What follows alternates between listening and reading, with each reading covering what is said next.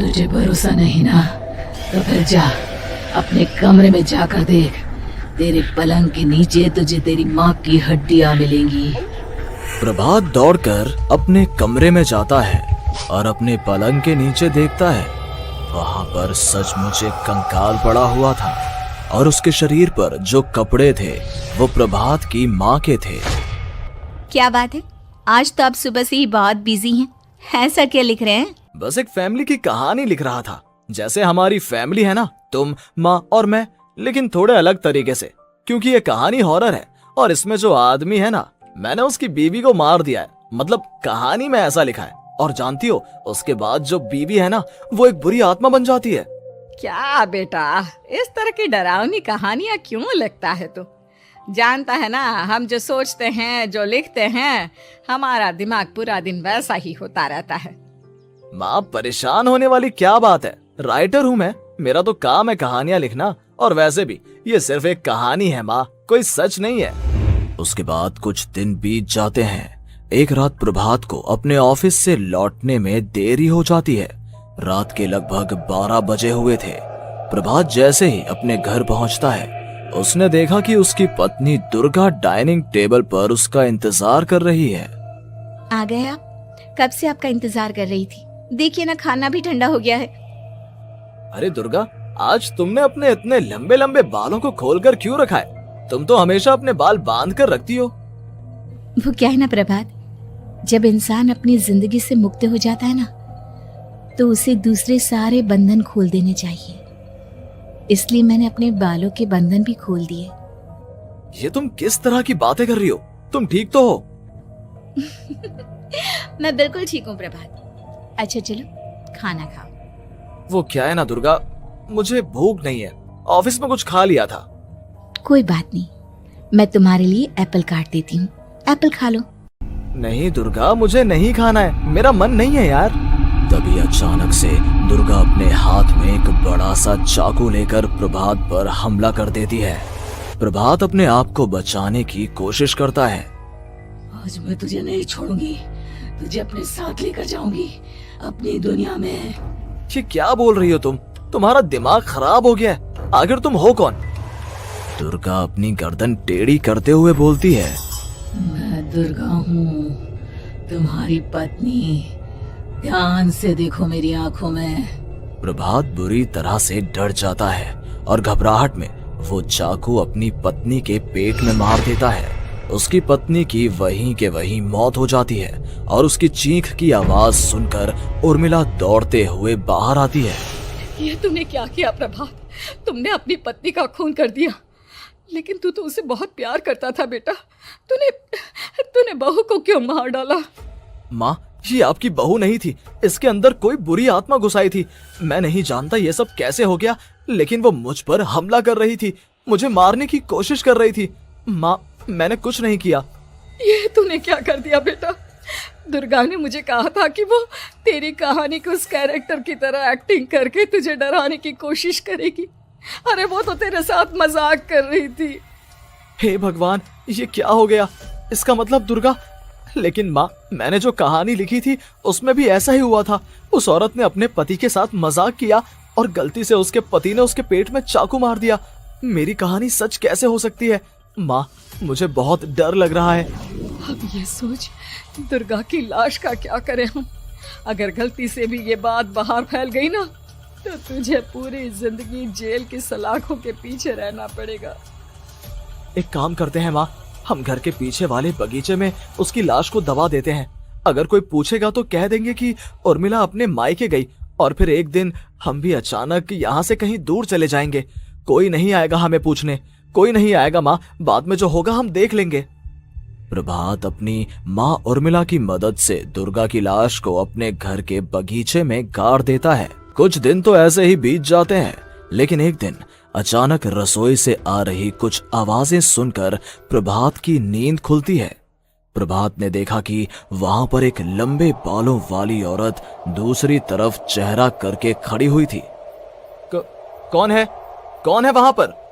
अरे कौन हो तुम? मैं दुर्गा हूँ प्रभात। क्या हुआ? मुझसे इस तरह के सवाल क्यों कर रहे हो तुम? तुम दुर्गा नहीं हो सकती। दुर्गा तो प्रभात, मैं तुम्हारी पत्नी हूँ, तुम मुझे कैसे भूल सकते हो? 4 दिन के लिए मायके क्या चली गई, तुम तो मुझे भूल ही गए। अब अगली बार ना मैं कहीं नहीं जाऊंगी। पता चला तुमने तो मुझे पहचानने से ही इनकार कर दिया। नहीं, तुम दुर्गा नहीं हो सकती। तुम दुर्गा हो ही नहीं सकती। मैं जानता हूँ ये सब क्या हो रहा है। मैंने अपनी कहानी में लिखा था कि उस आदमी की पत्नी की मौत के बाद एक बुरी आत्मा उसका रूप लेकर उसके घर में आ जाती है। तुम वही हो ना? और अचानक से खूबसूरत दुर्गा का चेहरा काला पड़ जाता है।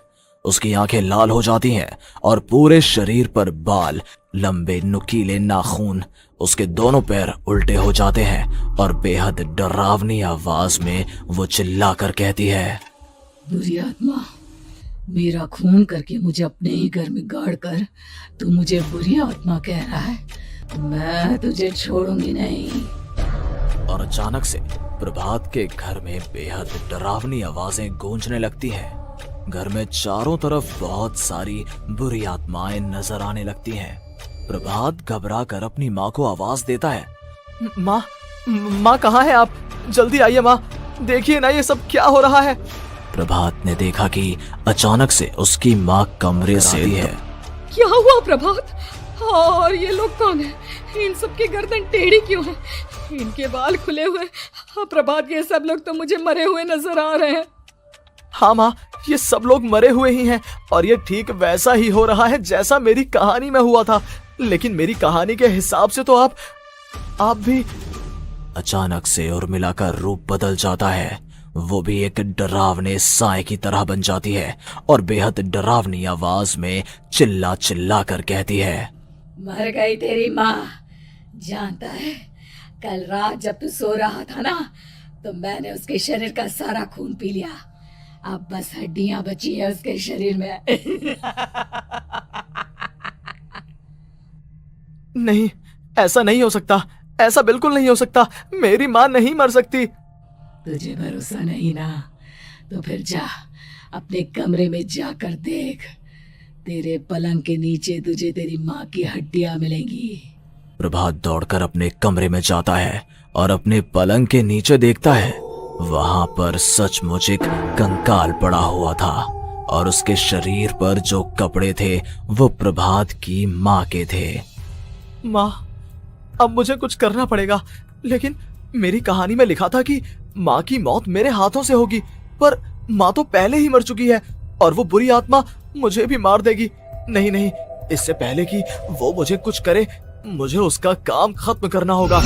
प्रभात अपने हाथ में बड़ा सा चाकू लेकर उस बुरी आत्मा पर हमला कर देता है जिसने प्रभात की माँ का रूप लिया हुआ था, और अगले ही पल वो नीचे गिर जाती है और उसके शरीर से खून बहने लगता है।